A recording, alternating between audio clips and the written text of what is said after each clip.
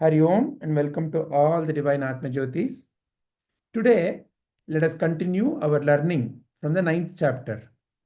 Today we have a special learning. There are 4 shlokas we are going to learn. Why are we learning 4 shlokas?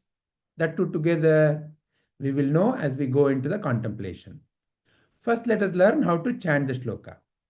So first I call upon Rohan, and whenever each one of them is chanting, all of you also please keep your hands, your back straight, hands in namaste, eyes closed, and repeat, but in mute. Rohan, can you please unmute? Avajānanti mūḍhā.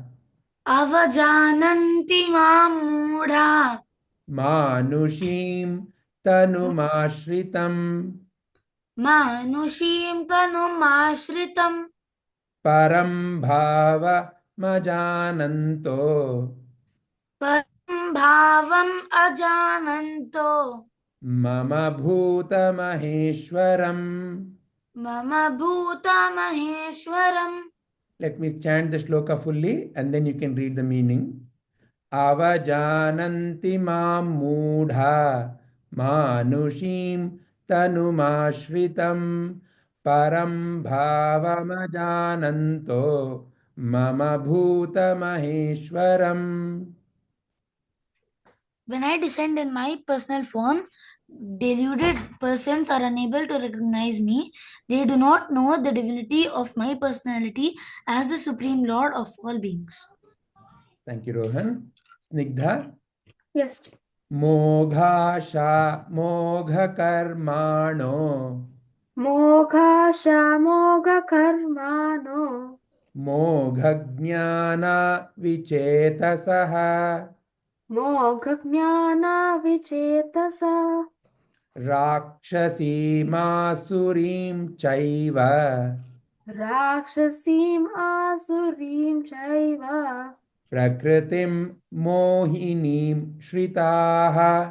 prakṛitiṁ mohinīṁ śhritāḥ. Moghāśhā mogha-karmāṇo. Mogha-jñānā vichetasaḥ. rākṣhasīm āsurīṁ chaiva. Prakṛitiṁ mohinīṁ śhritāḥ.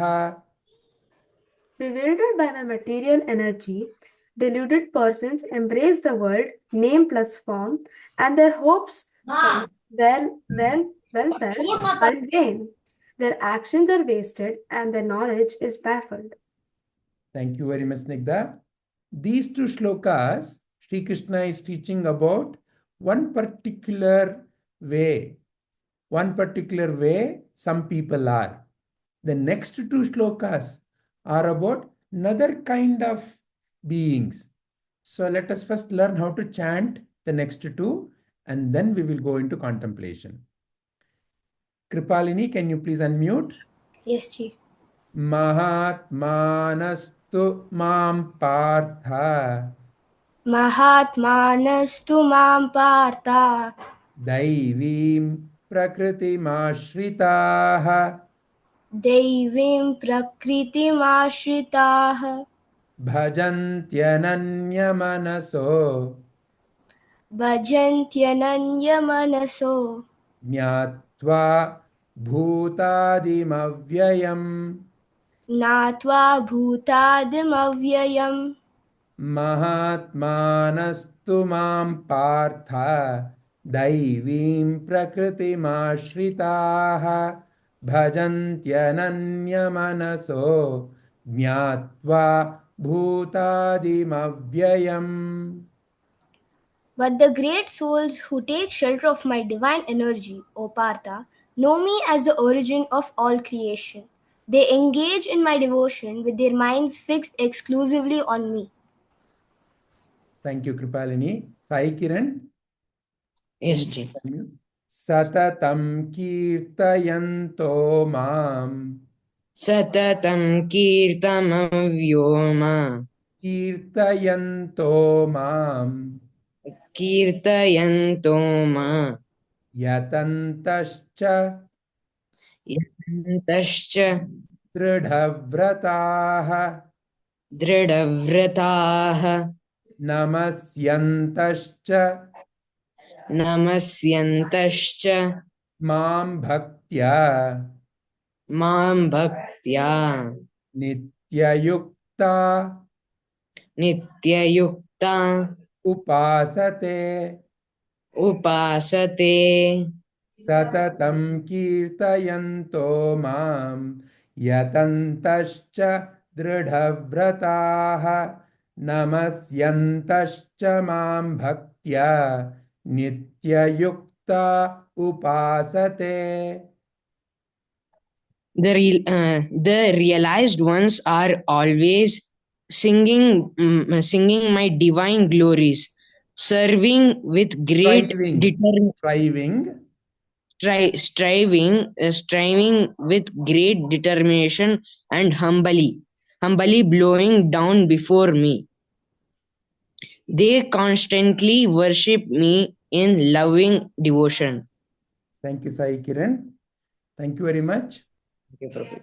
So through these two shlokas, Sri Krishna is teaching about one another kind of being. These two shlokas are about one kind of being. These two shlokas are about another kind of being. What is that Sri Krishna is teaching you and me through these four shlokas? Let us learn that today. So for that, there is a story of Jada-bharata. Some of you may know this story. There used to be one boy, and that boy was such a dull boy. Dull because whenever anybody would call him for anything, he would simply go. He would never really react. Somebody scolds him, he is just like that only. However he is. If somebody praises him, he's just like that only. Like a stone. See, a stone, you take a stone into your hand and you start yelling at the stone. Stone, you are such a nasty stone. Do you think the stone will turn red in anger? No. He'll remain the way it is. Or you take the stone and you say, hey, lovely stone, you're so cutie pie. Ayo, chu. Do you think the stone will again smile like how our Kripalini, Snigdha and Sai and all of you are smiling? No, it doesn't. It is like that only. Jada. No reactions. Always like that. So, seeing the way he is, everybody started calling him Jada. Jada means no changes only. Always like that. So his name was Bharata. So everybody started calling him Jada Bharata. So nobody thought he would be of any value to anyone. His parents also thought, yo, what will happen to my son? He is such a useless fellow. Simply always Jada.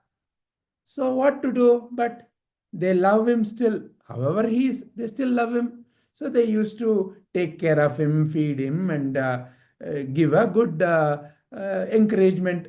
But he was like that, Jada. One day it so happened that the king of that land was passing from that region where Jada Bharata's place was. And the king was in a hurry. And there was a great reason for his hurry. Today, the king wanted to meet the most important person in the whole of the world. And the most important person that he wanted to meet, he wanted to learn from that most important person, the most important secret of life. And that was about himself, about Atma-jñānā. He had heard about a Rishi who was in a jungle nearby, was visiting, and everybody was saying, whenever we go to that Rishi and just be around him, somehow our mind becomes very silent. And when he teaches anything, it is as if like, sometimes you have all these mangoes, no, that are neatly cut and neatly placed in front of you in a bowl. And there is a spoon and you take one mango and you keep in your mouth. What happens? Gulum. Or let's say after the mango, your amma comes and says, there's a surprise for you. Today, along with the mango, I also have ice cream for you. And he would keep the ice cream, the same spoon, you would dip and you would keep, it melts away, right? So like that, they said, when we are around this great guru, when he teaches, it is like eating mangoes, so nice and tasty. It is like eating ice cream, so easy to understand. You must go. Rajan, O king, you have been so much wanting to know about your true self. You have always been saying, I want to know, who can teach me, who can teach me. Here is a Rishi, you should go. So he was in such a great hurry because, a king is usually very busy, no? So today it was getting late, and after completing some of his work in the office, what is king's office? It's called as a palace. In the king's palace, he did some work, and then he was getting late. He saw the watch. Oh, no, sorry. Those days, there was no watch to see, but somehow he knew the watch, the time, by looking at the sun and other elements. Okay, so he thought, oh, yo, it is going to become late. I have to rush. So he was telling all his soldiers and the people who were carrying his palanquin, rush, quickly. I'm getting late. I have to meet the guru. But as they were walking, one of them was feeling very sick today. One of the one who was carrying the palanquin, and he kind of said, "Yo, now I cannot do anything. I really am feeling so sick that I may drop it." So they all stopped the movement, and the king said, "What to do now? Okay, go from the nearby village, find one hatta-katta person who can carry this palanquin." So all the soldiers came, and there our Jada, as usual, sitting in front of the house. Like what? Like a Jada. Simply sitting there. Simply watching everything. They came and said, "Hey, we have a job for you. Come, get up. You have to carry the king's palanquin." He simply stood up and said, Come. He simply walked with them. "Now take this palanquin." He simply lifted. "Okay, now walk." Okay, he started walking. So easy. But as he was walking, it was as if like the palanquin was dancing. One time the palanquin will go like this, point. Another time it will go like this, point. And the king was trying to adjust. What happened to my people? They usually carry straight. Ayo, he would go this way, and then he would go this way. He was getting really angry and irritated. What is happening? He shouted at the people carrying the palanquin. "You people, don't you know that I'm losing my balance here? Walk straight." They all said, Rajan, really sorry. We are walking straight. But this new fellow who has come here, he is walking as if he's dancing. The king told him, "Hey, fellow, look here. You know who you are carrying? You know who I am? Do you know who I am? Do you know how important I am? Is this the way to carry your king? Walk straight." He thought now that he has reprimanded him like that, he would walk straight. But again, the dance continued. Tunk-a-tuck-un, like that, the dance continued. The king really lost. Sometimes it happens, no? Sometimes you also do know all that. You're maybe talking once, twice with your friend or somebody, and then suddenly a burst of anger comes, and then you start shouting, right? Like how the rains would come. No, sometimes along with the rain, the thunder, firestorm, everything comes. Like that, the king totally lost his mind, and he got so angry and so upset. He said, "Are you an idiot? Don't you know this much also? Can you not even do this much of work? Have you lost it? Do you know who you are carrying? You waste fellow, silly fellow." Like that, he scolded all kinds of words that came to his mind. And he kicked him and he said, "Stop it now." So they stopped the palanquin, and the king came in front of him, and he became very angry. And He was seething with anger. Sometimes when you're seething with anger, face has become red, everything has become red, and your body is shaking. No, like that, he was fully shaking. So I don't know what the king's name is, but at that time you can call him as Sheku Khan, because shake, shake, shake, shake. So he has become like a milky shake. But he was not a white red like a milk, because he was shaking with anger. He's a reddy shake. Okay, so red milk. So like that he was now. So for the first time, then Jada-bharata spoke. He spoke as if nothing had happened. The king, when he was shouting at him, you know how when people shout, they are, you idiot, you silly fellow, right? That's how they will speak, right?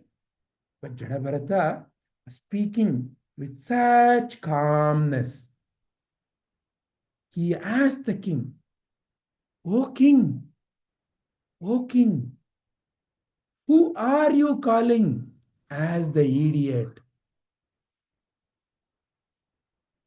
As he spoke, something happened in the king's mind. I'm shouting at him like this. Usually when I shout at people like that, depending upon who the other person is, if the other person is my soldier, they would usually become very humble and say, sorry, like that they will speak. Or if they are kind of equal to me, they also shout back. Or if they are above me, they also may get angry. But this fellow, the way he's speaking is totally different. And that too is asking, who are you calling as idiot? What is this fellow? Does he not even understand who I was yelling at?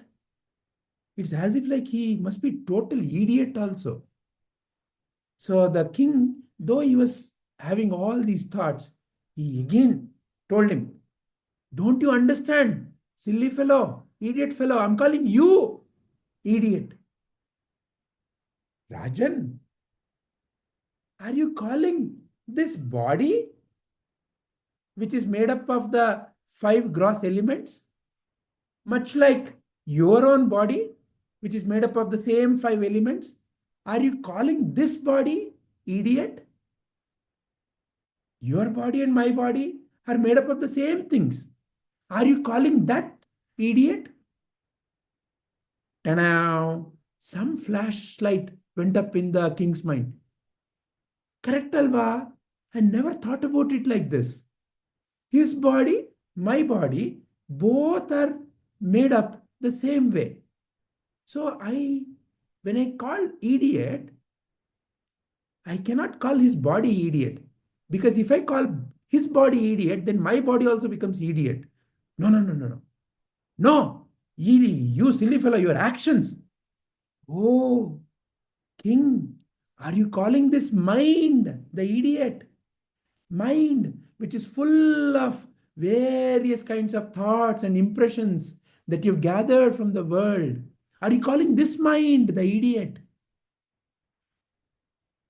Again, another light bulb went up in the king's mind. This time it was a bigger and brighter bulb. Correct. What am I really calling as idiot? The body I cannot call as idiot. I never really was thinking about his mind when I called him idiot. What is that I'm calling as idiot? Then Jada-bharata spoke again. O king, if you think you're calling that Atman, who is the divine light that is ever shining in you and in me as idiot, that has no limits. Who are you calling idiot, oh my dear king? And now the king totally had become peaceful. He realized that he's standing in front of a fully realized being. And now with all humility, he bowed down to Jada-bharata and said, really sorry. I now am feeling a sense of peace I've never felt before. There is such a calmness, and something in my heart is feeling very light. And today I was going to the Rishi's place to understand, to know about the real self.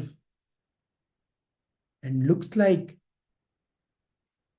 my prayers have been answered in your form. Can I be your student? Like that, the king bowed down in front of him. So now, children, with this much of the story, this is where the story ends. But as usual, first, I have a question for all of you. You saw there was all these actions and reactions from the king. You also saw various kinds of actions and responses from Jada-bharata. Now, the real question is, what is creating the difference? How come he is like this, that is king, and how come Jada-bharata is like this? I would like to hear some of the views. Yes, Sohan. Because Jada-bharata is controlling his emotions and he's thinking before talking, and maybe he has met the Rishi, and because of that he is calm, or he has been praying. Whenever he woke up in the morning, he's praying to any god. Maybe the god or anyone has given him this power to control his body, his own self. Very nice, excellent. So somehow he has the ability or the power to control his own emotions and mind and body. Very nice. Yes, Snigdha. Maybe Jada-bharata is this way because he is a very realized being, and like he knows when to talk and what to talk, and he always, like Sohan said, he always thinks before he speaks. But unlike the king is not really completely realized, and he doesn't really think before he speaks. So when Jada-bharata told him these really wise words, he also started to realize, and then he slowly started becoming like Jada-bharata. That's why he wanted to be his disciple. So that's what creates the difference. Wonderful, very nice, very nice. There is something in Jada-bharata that is different. So his understanding of life, his own understanding is different. Very nice. Akshat? He thinks before talking anywhere. I have one doubt, Ji. Yes, G. In his third life, as Jada-bharata, he did speak once also. This is the first time he spoke. Correct. How is it possible, Ji? It is very simple. See, when a need is there is only when someone has to speak. For example, the sky. It is in the sky only that there is complete calmness, and it is in the sky only there is thunder. So the thunder doesn't happen all the time. Yes, Ji. Only when there is right circumstance, thunder happens. Correct, huh? Yes, Ji. Or take another example. There is a seed. So let's imagine a mango seed, and you have kept the mango seed in a plate in your home. Will it become a tree? No, Ji. Never. When will it become a tree? Ji, when we sow it and it gets proper water, sunlight, and sun.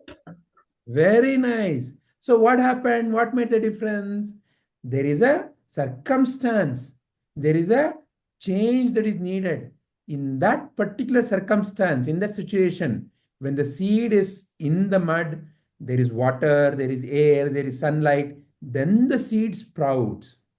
Otherwise, the ability in the seed is latent. It is there, but not seen. Like that, Ji. Okay. Very nice. Yes, Rohan. Sir, I think Jada-Bharata is like this because he is very realized and calm. He is realized and calm. Excellent. Very nice. So, is there anybody else who would like to also add before we take the next step? To understand what is creating the difference. So, all your answers are definitely correct answers. But let us go a little more deep into what is creating the difference. In a way, the king is represented by these two shlokas.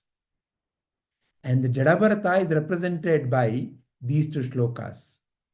In these two shlokas, Sri Krishna is saying that some people are deluded and unable to recognize me. They do not know my divinity at all because they are so much in the world. They have lost their mind to the world. Whereas there are some who know me in my formless as well as in my form, who know me as everything. And they are the ones who are constantly praising about me. And they are the ones who are in service to the world as an offering to me. So the king is represented by these two. Jada-Bharata is represented by these two. What is the difference? Let's go a little more deeply. So that is where, children, you can see on the left-hand side, a ajñāni, a ignorant fellow. And on the right side, you see a jñāni, a realized fellow.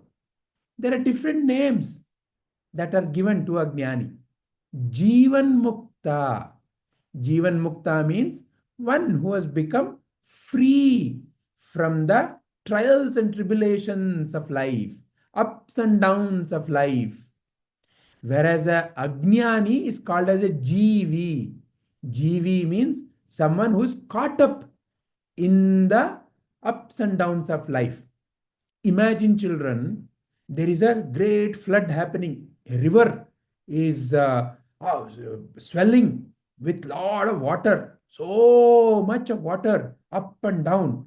And let's assume somebody is caught up in the water and is wanting to go in the opposite direction of the water. How much struggle it will be, is it not? First of all, the water is rushing so fast and this person has to swim. So like that is the life of a jivi. Whereas a jivan mukta or a jnani, it's as if like simply sitting on a boat, and the boat knows how to easily flow. And that too, imagine a jivan mukta's life as somebody sitting on the boat and the boat is going in the direction of the river. So no effort at all. Simply the river only takes the boat and the jnani has to simply sit and enjoy. Like that. But what makes a difference, children? Let's go into that one by one now.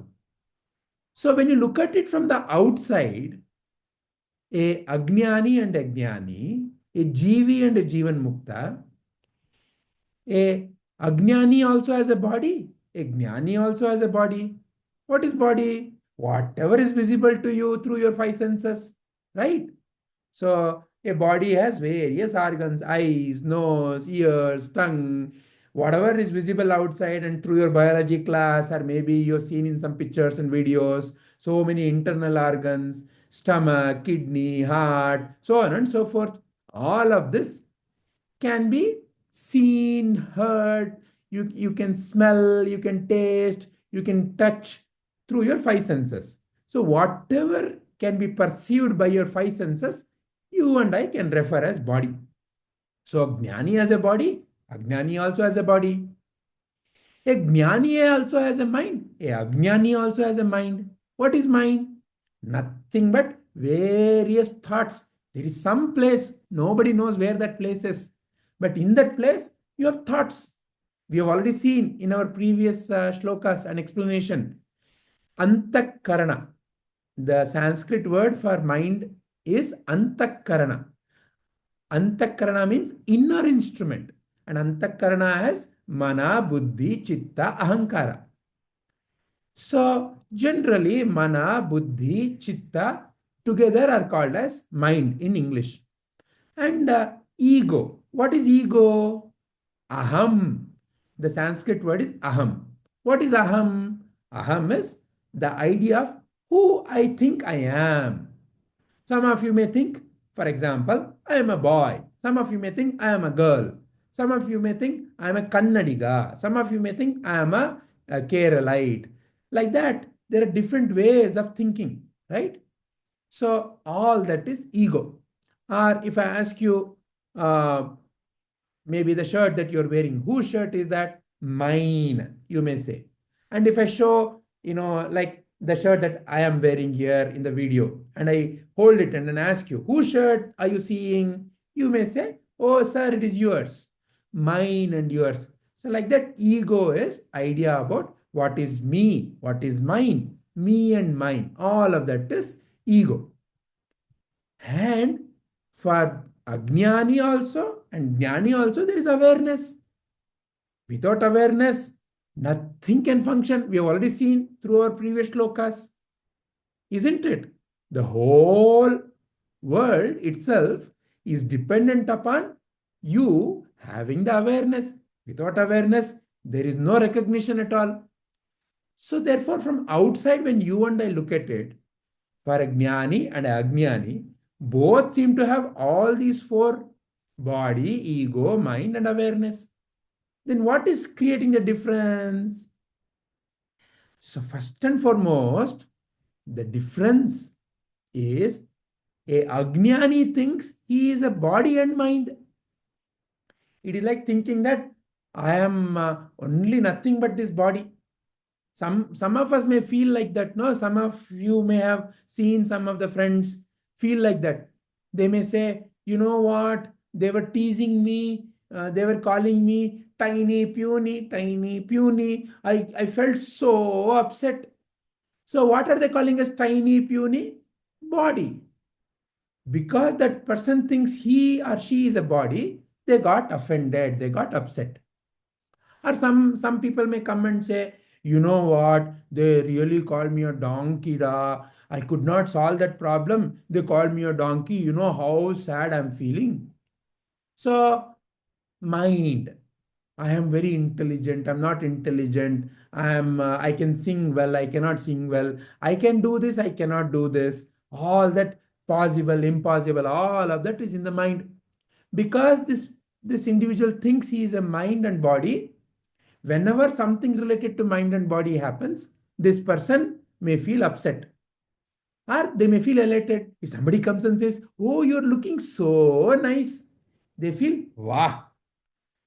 Whereas a jnani has become free from these kinds of false identities. Jnani has realized that I am not the car. I have the car. It is like, when you're driving a car, you will never be confused that I am the car. You're driving the car. Like that, a jnani has realized that he is truly divine light of the self, Atma Jyoti. And that Atma Jyoti is shining through this body and mind. So therefore, there is no more an attachment to the body. That is why Jada-bharata was able to stay calm. Because idiot is not to the body. Idiot is not to the mind. And idiot definitely cannot be applied to the awareness. So what is the reason to get upset? He has realized, who Jada-bharata has realized, or a Sadguru, or a Jivan Mukta has realized that when someone speaks, they can only speak based on their own inner understanding. That is why Jada-bharata was able to stay calm. He was able to see that the Raja, the king, has not yet received the Atma-jñāna. That is why he is behaving the way he is behaving. So rather than getting upset, he was full of compassion. So the next difference between the Ajnani and the Jnani. A Ajnani operates by the ego, is controlled by the ego. If somebody comes and says, as an example, let's say somebody thinks he's very good at running, okay, and let's assume he's a boy, and let's assume there's a running race, and let's assume there is a girl and who runs better than him, and the girl wins, and somebody come and make fun. Hey, you lost against a girl, you lost against a girl. Then this boy may get really upset. This person may get really upset. Why? Because he is thinking he is that man or that boy. So then what happens? All his actions and the way he acts in life is based on that. So that is why, he will say, oh, this dress is worn only by girls. I don't like to wear this. Or this is the way boys have to be. This is the way girls have to be. All that distinction comes in the mind of such a Ajnani. There's nothing wrong in knowing what kind of a vehicle you are in. There is a boy vehicle and there is a girl vehicle. It is okay to know. It is okay to understand how it operates. But are you that? That is the fundamental difference. A Jnani has realized he is not this body and mind. So the identity is for the body and the mind. And the divine light of the self, Atma Jyoti, has no identity. So therefore, such a Jnani uses the ego. He uses the ego, just like how you use the car. For what? For going from place A to place B. Why? You have something important to do. Like that, he uses the ego. He is no more attached to his own identities in the mind. Third major difference between Ajnani and Ajnani. A Ajnani has a me and the others. This is all mine, that is all yours. And if somebody touches anything mine, they may get upset. So like that, me and the others is a thinking in the mind of such a Ajnani. Whereas a realized being feels oneness with everybody. Is very easy. Like how a little child can very easily love an animal, love a plant. Little child, all of you, you feel so connected to plant and animals. You don't feel that you're separate. But many children also, depending upon what kind of information has gone into their mind, may feel like that. So a Ajnani has a me and others thinking. A Jnani has developed the universal consciousness. Meaning what? That actually there is no difference. Actually, in reality, you and I are one and the same. So because of that, they feel love and compassion. So Ajnani uses the information stored for reality, whereas a Jnani uses the memory only for various work that he or she has to do. Whereas a Ajnani gets controlled by the memory. So for example, in front of a Ajnani, if some person comes, and let's assume this person and that person have fought with each other before, then this Ajnani will be looking at that person only based on that memory. That day, what he told, today I will give it back to him. Like that is a thinking process in an Ajnani's mind. Whereas a Jnani realizes that that situation happened, but the one who's standing in front of me today could be a totally new person. Maybe here to apologize. Like that, a Jnani uses the memory. There's a beautiful little story, children, from the life of my guru, Acharya Vinay Vinekar. Once, Acharya Vinay read this statement. When you love others, even when they are doing something not so nice, they really change because of your love. So he read that and he thought, how is it the truth? Let me see. That day in the college, there was a fight. One of the boy, he started hitting Vinay. He hit him so many times. And Vinay thought, okay, he is hitting once. I will simply let him hit me another time. Like that, 2, 3 times he got hit. And that boy, after he really got fed up hitting him, he went away still shouting at him. And Vinay was thinking, Are yaar, the statement said, the universal truth said that if you really do not react, the others will transform even when they are angry. But this person kept on hitting me. This may not be truth. So like that, when I was wondering, is it really truth? So that night he went home and he was sleeping. And early in the morning, there was somebody at the door. And Vinay's father called, come here, your friend has come. Vinay comes to the door and opens the door. In front, there was that boy who had hit him yesterday. Vinay started thinking, Ayyo, are you not satisfied hitting me in the school, in the college yesterday? Have you come here also to hit me again? He was thinking like that. But as he stepped outside of the door, that boy who was standing there, he started crying and came and hugged Vinay and said, Vinay, I'm really sorry. Yesterday, I don't know what came over me. I kept on hitting you. But when I went home, Vinay, after that, I just couldn't stand the fact that I kept on hitting you and you were simply there, Vinay. And whenever I hit you, you simply were there. You didn't try to hit or you didn't try to resist, Vinay. I'm feeling so sad that I did that, Vinay. Can you please forgive me? Like that, he sought forgiveness from Vinay. So like that, a realized being knows how to use memory and not get swayed by the memory. And last but not the least, a ajnani, because he's caught up in the mind and body based way of doing things, becomes a prisoner of karma. Karma means what I do, how I sow, so I reap. Because a ajnani gets identified with, I am the doer, I have done this, I shouldn't have done this, I could have done that, they did this to me. All that is the thinking. And how that thinking comes?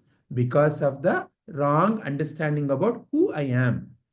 So therefore, a ajnani becomes a prisoner of karma, whereas a jnani has become free from the bondage of karma.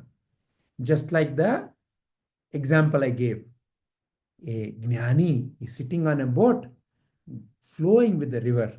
A ajnani is swimming against the flow of the river, and that too when the river is on a swell. This is the fundamental difference between a ajnani and a jnani. Or in other words, what made Jada-bharata the way he was, and what made the king the way he was. With this, my dear children, I want to end my today's explanation. Hari Om. Are there any questions, first of all? Yes, Snigdha. G, Hmm. I have this like t-shirt, and in that t-shirt it has this message. Hmm. I feel like it's related to this, but I didn't really understand the meaning of it. Hmm. It said, only dead fish go with the flow. What is that supposed to mean? Now, see, when I use the word go with the flow, what I mean is, are a jnani going with the flow of the river? What it means is, whatever the work the jnani is doing, it is like very easy. Okay? It is as if like, when you are flowing with the river, there is not much effort needed at all. That is what is meant. However, this particular statement, only a dead fish goes with the flow. What it means is, see, if there's a dead fish, will it be able to go against the river's flow?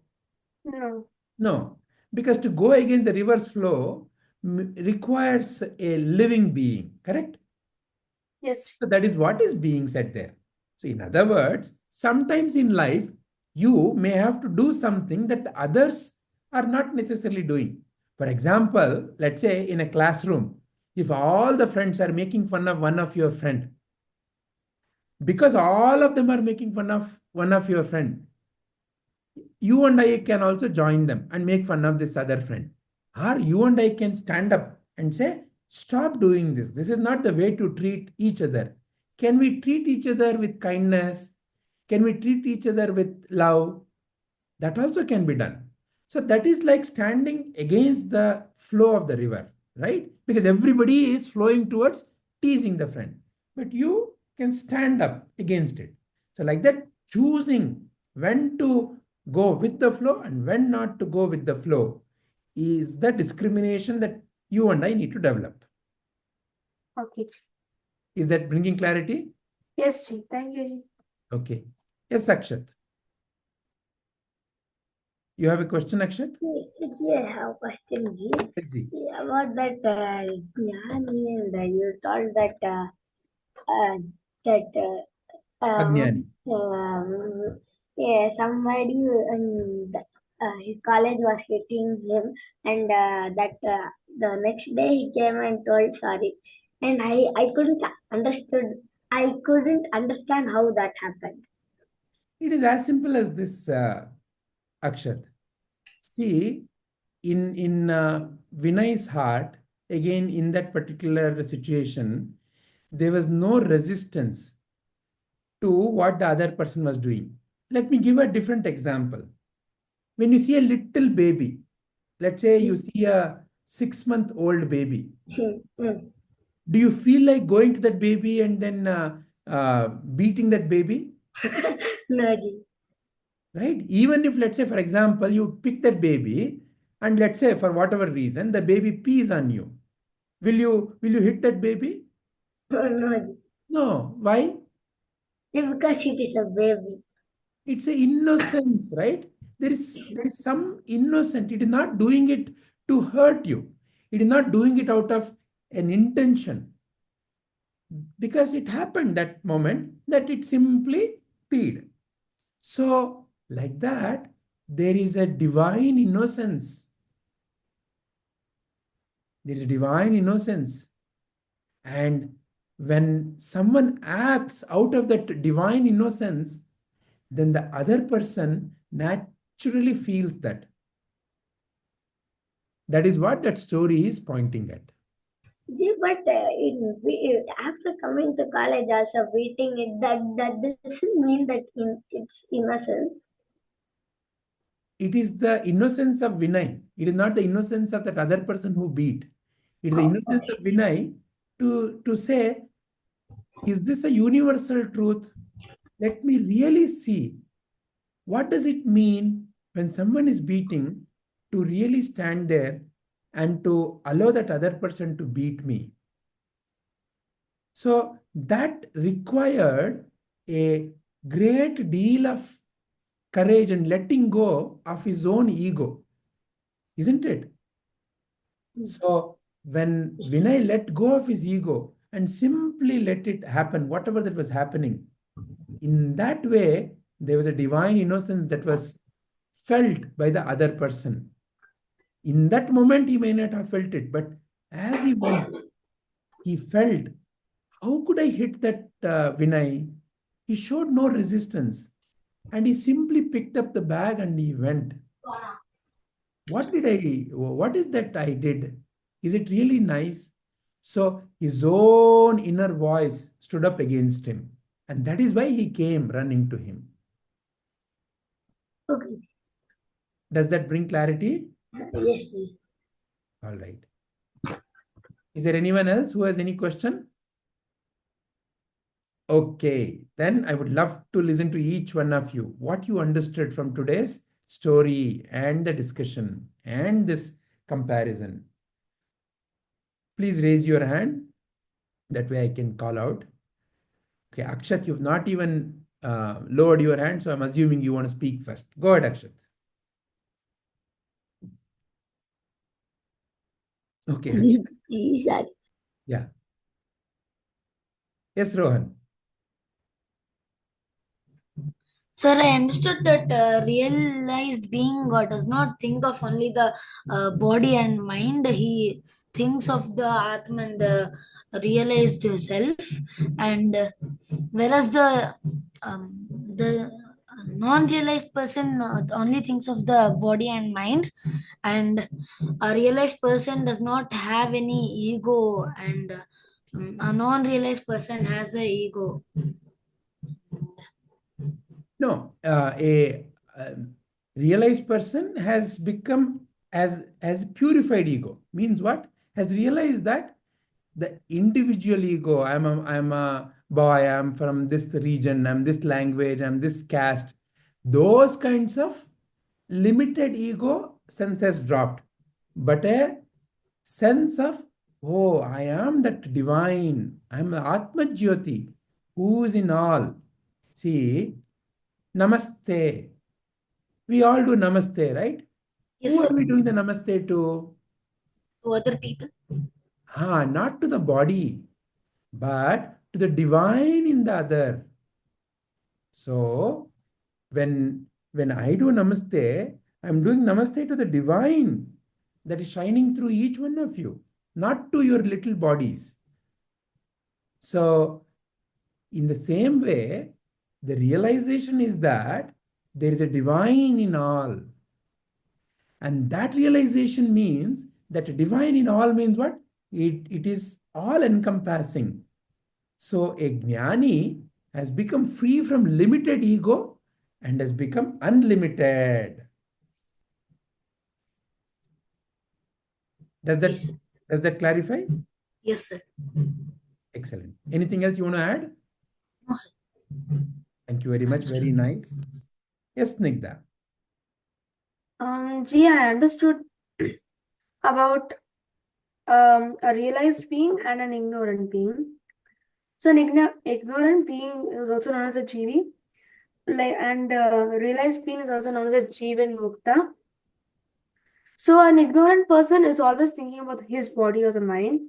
Like for example, like you said, like if they call him an idiot or a donkey or a monkey or whatever, they take it in a negative way instead of thinking that um, I'm just the awareness. This is not like my body, or this is not really my mind. Instead of thinking that way, they take it as a negative way.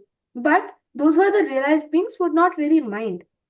They can call me an idiot, they can call me a donkey, they can call me whatever they want, but I know from deep down that it's not true. Because I am not this body and I am not this mind. And the next point is the ignorant people are controlled by the ego. So it's not like they are controlling the ego, it's like the ego is controlling them instead. So, for example, it's like this is mine or this is not yours and all that stuff. But a realized person actually uses the ego and purifies the ego instead of using it for bad things. And next point is the ignorant people. They usually they're a prisoner of karma. So they think whatever they do is as you sow is how you reap. But then a realized person is usually free from it. And from the stories you just told us about Jada and the Vinay story was really nice. So the way you act with a person is how it impacts the person, no matter how bad they are. If you just remain silent, they themselves will come and warm up to you and tell that they were sorry or anything. But just don't expect it. Don't expect that if you're like calm and all, don't expect them to come to you. Just be calm or forget it or just let go or ignore. That's what you're supposed to be doing if somebody is, doing anything bad to you. If you just ignore, let go, or be silent about it, then it's like it won't really affect you so much. But then if you keep remembering it all the time, then it's like it's affecting you a lot. it's affecting you too much. So this is what I understood in the shloka. Excellent, excellent. So just to add on to what you said there, that letting go has to be true from within. See, sometimes, okay, I'm going to remain silent from outside, but in my mind, I'm constantly cursing. Oh, how could they hit me? How could they say this to me? Oh, I'm going to do this to you one day. All that, if that internal thinking is happening, then that is not the true silence. The true silence is from outside and from deep within, that for whatever reason, my action has caused you to function the way you are functioning today. You are reacting the way you are reacting today. So it is something that I have done or may have done in the past that has triggered this. So may I learn what is the right lesson to learn in this situation. With that feeling, when I look at that situation and remain totally calm, and I'm totally forgiving to whatever that is happening, that doesn't, so we need to also learn to develop the discrimination, that it is not always that, I need to remain forgiving to the others. Sometimes the forgiveness can be also in the form of, like how when someone is doing something nasty, as a police, one has to catch the thief. But the feeling within the heart is not about I am better than him. It is I am doing my duty. With that feeling, he catches the thief and may even have to beat the thief. So therefore, from the outside, the action may be like how Jada-bharata or the Guruji Vinay story that I mentioned, totally no reaction. That is one way. Or when a truly realized police officer catches a thief and beats, that is also same action. But from deep within, there is no agitation. There is total forgiveness. There is total acceptance. That is very, very important. Is that clear, Snigdha? Yes, Chief. Very nice, Amma. Thank you. Yes, Akshat. Ji, I understood that ignorant person is called a Jivi, and he is controlled is controlled by ego, and he is in the jail. He is in the jail of karma, and whereas a Jivanta or a realized person is totally free from that karma, and he is in dharma, and he is always in higher consciousness.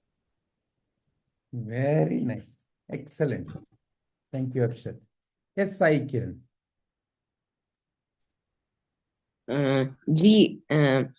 The both Ajnani and Ajnani has equal senses, awareness, mind, and awareness, mind, ego, and body.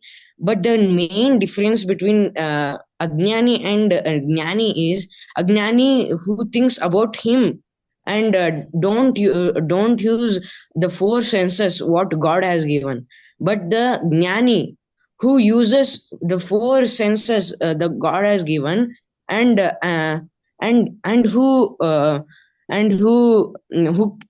really wanted Jivan Mukta, and realized that this is not my body, this is not me, are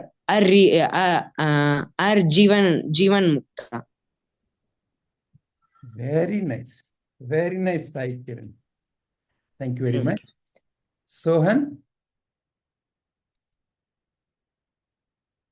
Guruji, what my understanding was, controlling emotion means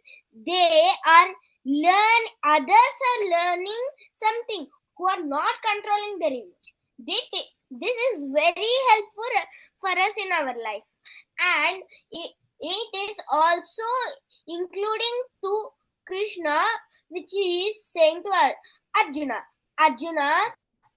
listen, the people who can understand me can be doing the correct thing by following the path dharma, but who cannot keep themselves calm and quiet will not follow the path of dharma. Wow. Very nice. Very nice, Sohan. Thank you. Kripalini? Yes, Ji. I understood the difference between Agnani and Gnani. Agnani is the ignorant person who doesn't realize that everything is divine, and Gnani is he realizes that everything is divine. And Agnani thinks that he is the body and the mind, while the Gnani is realized and he already knows that everything is the divine, and the body he's just in the body. And the Agnani is the prisoner of karma. The Gnani is free from the karma, and Agnani uses his memory for substitute for reality, while Gnani uses the memory. And Agnani is only thinking about himself, and he thinks about others, while Gnani thinks about everything. He is conscious about everything in this world, and Gnani is controlled by ego. He's controlled by ego and it blocks his true self. So with his ego, he is not able to see his true self. Meanwhile, Gnani has purified ego and he can realize his true self. Very nice. Very nice. Very nice. Anything more you would like to add? No, Ji. Wonderful. Likhit, is there something that you would like to share? Yes, G. Here, GV means like individual soul, or where we do not spend time on thinking or thinking about us or any others. Whereas Jiva Mukti means we think about us and we spend time on doing everything and we be calm, not like angry. Correct. Wonderful.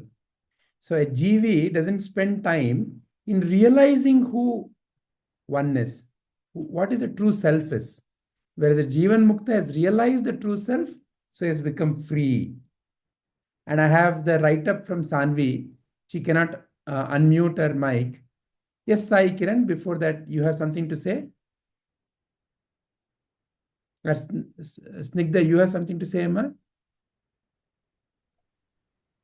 No, Yes, Ji. Ji. Ji, I wanted to add on with my point of control by ego and like not control by ego for Jnani and Yeah, go ahead. Agnani. So for Agnani, when they're controlled by ego, it's like as if it's like a prisoner. Let's think it in a day-to-day example.